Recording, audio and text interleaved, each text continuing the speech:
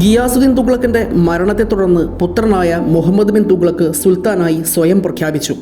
പരമ്പരാഗത നിലപാടുകളിൽ നിന്നും വ്യത്യസ്തമായ ശൈലി സ്വീകരിച്ച അദ്ദേഹം ഇന്ത്യ ചരിത്രത്തിലെ ഏറ്റവും വിവാദപരമായ ഭരണാധികാരിയാണ്.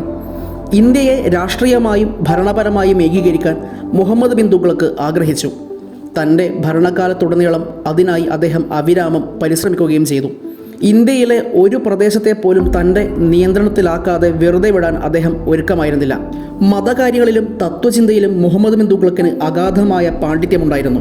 പ്രാർത്ഥനയും മതാനുഷ്ഠാനങ്ങളും ചിട്ടയോടെ നിർവഹിച്ചു പോന്ന അദ്ദേഹം മറ്റു മതങ്ങളോട് സഹിഷ്ണുത പുലർത്തിയിരുന്നു. അവരുടെ മതകർമ്മങ്ങളിലും ആഘോഷങ്ങളിലും അദ്ദേഹം പങ്കെടുത്തിരുന്നു. മുഹമ്മദ് ബിൻ തുഗ്ലക്ക് ധീരമായ ചില പരീക്ഷണങ്ങൾ നടത്തുകയുണ്ടായി. ഏറെ വിവാദങ്ങൾക്ക് വഴിയൊരുക്കിയ ഈ പരീക്ഷണങ്ങൾ അദ്ദേഹത്തിനെ അവിസ്മരണീയനാക്കി തീർത്തു. അക്ഷമയും ധൃതിയും മൂലം പാളിപ്പോയ പരിഷ്കാരങ്ങളായിരുന്നു അവയെല്ലാം. അതിലൊന്നാണ് തലസ്ഥാന മാറ്റം. രണ്ടാമത്തേത് ടോക്കൺ കറൻസി നയവും. അധികാരമേറ്റ ഉടൻ മുഹമ്മദ് ബിൻ തുഗ്ലക്ക് നടപ്പിലാക്കിയ ഏറ്റവും വിവാദപരമായ നടപടി തലസ്ഥാന മാറ്റമാണ്. ഡൽഹിയിൽ നിന്ന് ദേവഗിരിയിലേക്ക് തലസ്ഥാനം മാറ്റാൻ അദ്ദേഹം തീരുമാനിച്ചു. രാജകുമാരൻ എന്ന നിലയിൽ മുഹമ്മദ് ബിൻ തുഗ്ലക്ക് കുറേ വർഷങ്ങൾ അവിടെ താമസിച്ചിരുന്നു. ഡക്കാനിലെ ഗുർഷാഫ്സിനെതിരെ പടനയിക്കേണ്ടി വന്നപ്പോഴാണ് ദക്ഷിണേന്ത്യയിൽ ഒരു രണ്ടാം തലസ്ഥാനം വേണമെന്ന ആലോചന അദ്ദേഹത്തിനുണ്ടായത്. ദക്ഷിണേന്ത്യയെ പൂർണ്ണമായും നിയന്ത്രണത്തിൽ കൊണ്ടുവരാൻ ഇത് സഹായകമാകുമെന്ന് അദ്ദേഹം കണക്കുകൂട്ടി. പുതിയ തലസ്ഥാനമായി അദ്ദേഹം ദേവഗിരിയെ തിരഞ്ഞെടുക്കുകയും ദൗലത്താബാദ് എന്ന് പുനർനാമകരണം നടത്തുകയും ചെയ്തു. ദേവഗിരിയുടെ കേന്ദ്രസ്ഥാനവും തന്ത്രപ്രാധാന്യവും തലസ്ഥാന മാറ്റത്തിന് അദ്ദേഹത്തെ പ്രേരിപ്പിക്കുകയുണ്ടായി. മുഹമ്മദ് ബിൻ തുഗ്ലക്ക് തലസ്ഥാന മാറ്റത്തിനുള്ള എല്ലാ ഒരുക്കങ്ങളും നടത്തി.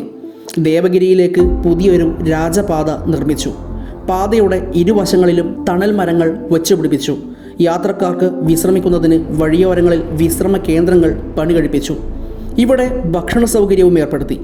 ജനവാസമില്ലാതിരുന്ന മുഴുവൻ പ്രദേശത്തെയും വാസയോഗ്യമാക്കി.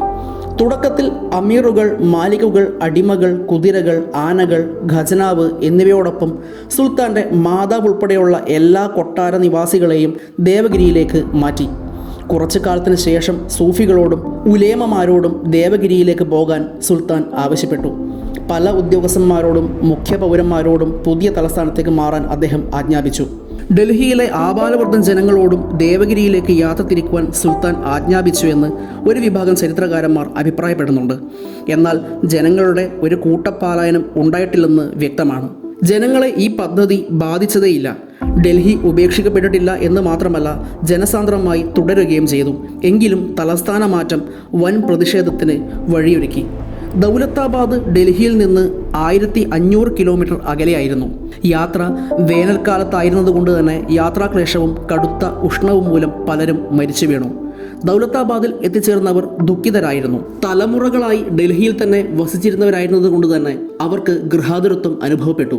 ഡൽഹിയെ തങ്ങളുടെ വീടായി കണ്ടിരുന്ന അവർ അസംതൃപ്തരായിരുന്നു. കുറച്ച് വർഷങ്ങൾക്ക് ശേഷം തലസ്ഥാന മാറ്റം പരാജയമാണെന്ന് സുൽത്താൻ തിരിച്ചറിഞ്ഞു. ഡൽഹിയിലിരുന്ന് ദക്ഷിണേന്ത്യ ഭരിക്കാൻ ബുദ്ധിമുട്ടാണ് എന്നതുപോലെ തന്നെ ദൗലത്താബാദിലിരുന്ന് ഉത്തരേന്ത്യ ഭരിക്കാനും ബുദ്ധിമുട്ടാണെന്ന് അദ്ദേഹം മനസ്സിലാക്കി. അതിനാൽ ദൗലത്താബാദ് ഉപേക്ഷിക്കാൻ അദ്ദേഹം തീരുമാനിച്ചു. ദൗലത്താബാദിലെ ജനങ്ങളെ ഡൽഹിയിലേക്ക് മടങ്ങാൻ സുൽത്താൻ അനുവദിച്ചു. തലസ്ഥാന മാറ്റം പരാജയപ്പെട്ടുവെങ്കിലും അത് പിൽക്കാലത്ത് പല ഗുണഫലങ്ങളും സൃഷ്ടിച്ചു. ഒന്നാമതായി, ഉത്തരേന്ത്യയ്ക്കും ദക്ഷിണേന്ത്യയ്ക്കും മധ്യേയുള്ള അതിരുകളെല്ലാം ഇതോടെ തകർന്നു വീണു. ഇരുഭാഗങ്ങളും തമ്മിലുള്ള ബന്ധം വർദ്ധിപ്പിക്കുന്നതിന് ഇത് സഹായകമായി. വാർത്താവിനിമയ ബന്ധവും മെച്ചപ്പെട്ടു. ദേവഗിരിയിലേക്കുള്ള പ്രയാണം സാംസ്കാരിക രംഗത്ത് വലിയ ചലനങ്ങളുണ്ടാക്കി. മുഹമ്മദ് ബിൻ തുഗ്ലക്കിന്റെ തലസ്ഥാന മാറ്റത്തെക്കുറിച്ച് ചരിത്രകാരന്മാർക്കിടയിൽ വിരുദ്ധ വീക്ഷണങ്ങളാണ് ഉള്ളത്. ഈ പരിഷ്കാരത്തെ ഒരു വിഡ്ഢിത്തമായാണ് യൂറോപ്യൻ ചരിത്രകാരന്മാർ വിലയിരുത്തുന്നത്. എന്നാൽ ഈ പരിഷ്കാരം സുൽത്താന്റെ ദീർഘദൃഷ്ടിയുടെയും പ്രായോഗിക ബുദ്ധിയുടെയും പ്രകാശനമാണെന്ന് വാദിക്കുന്ന ചരിത്രകാരന്മാരുമുണ്ട്. അടുത്തതായി മുഹമ്മദ് ബിൻ തുഗ്ലക്കിന്റെ മറ്റൊരു പരിഷ്കാരം, ടോക്കൺ കറൻസി നയം. മുഹമ്മദ് ബിൻ തുഗ്ലക്കിന്റെ വിവാദപരമായ മറ്റൊരു നടപടിയായിരുന്നു ഇത്. തലസ്ഥാന മാറ്റത്തിന് ശേഷമാണ് അദ്ദേഹം ടോക്കൺ നാണയ പരീക്ഷണം നടപ്പിലാക്കിയത്. വെള്ളി കൊണ്ടുള്ള നാണയങ്ങൾക്ക് പകരം അദ്ദേഹം ഓട്ടു നാണയങ്ങൾ അടിച്ചിറക്കി. വെള്ളി നാണയമായ തങ്കയുടെ അതേ വില തന്നെയാണ് ഈ ഓട്ടു നാണയങ്ങൾക്കും നിശ്ചയിച്ചിരുന്നത്. ഈ ഒരു പരീക്ഷണം നടത്താൻ സുൽത്താനെ പ്രേരിപ്പിച്ചത് പ്രധാനമായും 2 കാരണങ്ങളാണ്.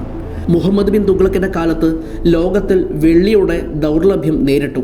വെള്ളിയുടെ ലഭ്യത കുറഞ്ഞപ്പോൾ വെള്ളി നാണയം പുറത്തിറക്കാൻ സുൽത്താന് പ്രയാസം നേരിട്ടു. രണ്ടാമതായി, ചൈനയിലെ മംഗോൾ ചക്രവർത്തിയായ കുബ്ലൈ ഖാൻ കടലാസ് കറൻസി വിജയകരമായി നടപ്പിലാക്കുകയുണ്ടായി. ഓട്ടു നാണയങ്ങൾ ആവിഷ്കരിക്കാൻ മുഹമ്മദ് ബിൻ തുഗ്ലക്കിന് ഇത് പ്രചോദനമായി. സുൽത്താൻ്റെ ടോക്കൺ കറൻസി പരിഷ്കാരം വൻ പരാജയമായിരുന്നു. ടോക്കൺ കറൻസി എന്നത് ഇന്ത്യയിൽ പുതിയൊരു ആശയമായിരുന്നു. വ്യാപാരികളെ കൊണ്ടും സാധാരണ ജനങ്ങളെ കൊണ്ടും ഇത് അംഗീകരിപ്പിക്കുവാൻ ബുദ്ധിമുട്ടായിരുന്നു. ഈ പരീക്ഷണം പരാജയപ്പെടാനുള്ള മുഖ്യ കാരണം കള്ള നാണയങ്ങളുടെ പ്രചാരമാണ്. ഓരോ വീടും ഓരോ നാണയ നിർമ്മാണശാലകളായി മാറിയെന്ന് പറയപ്പെടുന്നു. അതായത് ജനങ്ങൾ തന്നെ വ്യാജ നാണയങ്ങൾ നിർമ്മിക്കുന്നത് ശീലമാക്കി കഴിഞ്ഞിരുന്നു. ഇത് തടയാൻ സുൽത്താന് കഴിഞ്ഞില്ല. തന്മൂലം പുതിയ നാണയത്തിന് വിപണിയിൽ വലിയ മൂല്യശോഷണം സംഭവിച്ചു. വിദേശ വ്യാപാരികൾ ഈ നാണയങ്ങൾ സ്വീകരിക്കാൻ വിസമ്മതിച്ചു. സമ്പദ് വ്യവസ്ഥ തകരാറിൽ ആവുകയും ചെയ്തു. ടോക്കൺ നാണയ വ്യവസ്ഥ പരാജയപ്പെട്ടപ്പോൾ പുതിയ നാണയം പിൻവലിക്കാൻ മുഹമ്മദ് ബിൻ തുഗ്ലക്ക് തീരുമാനിച്ചു. ഓട്ടു നാണയങ്ങൾക്ക് പകരം വെള്ളി നാണയങ്ങൾ നൽകാമെന്ന് അദ്ദേഹം വാഗ്ദാനം ചെയ്തു. മടക്കിയെടുത്ത ഓട്ടു നാണയങ്ങൾ കൊട്ടാര വളപ്പിൽ വർഷങ്ങളോളം കുന്നുകൂടി കിടന്നിരുന്നു എന്നാണ് പറയപ്പെടുന്നത്. അങ്ങനെ തികച്ചും ശാസ്ത്രീയമായൊരു പരീക്ഷണത്തെ ജനങ്ങൾ പരാജയപ്പെടുത്തുകയായിരുന്നു. ഇക്കാലത്ത് ഡൽഹി സന്ദർശിച്ച മൊറോക്കൻ സഞ്ചാരി ഇബ്നു ബത്തൂത്തയുടെ കിതാബുൽ റിഹ്ല എന്ന ഗ്രന്ഥത്തിൽ ടോക്കൺ നാണയത്തെക്കുറിച്ച് ഒരു പരാമർശം പോലുമില്ല. സുൽത്താൻ്റെ ഈ പരീക്ഷണം അതിവേഗം വിസ്മരിക്കപ്പെട്ടു എന്നാണ് ഇത് സൂചിപ്പിക്കുന്നത്.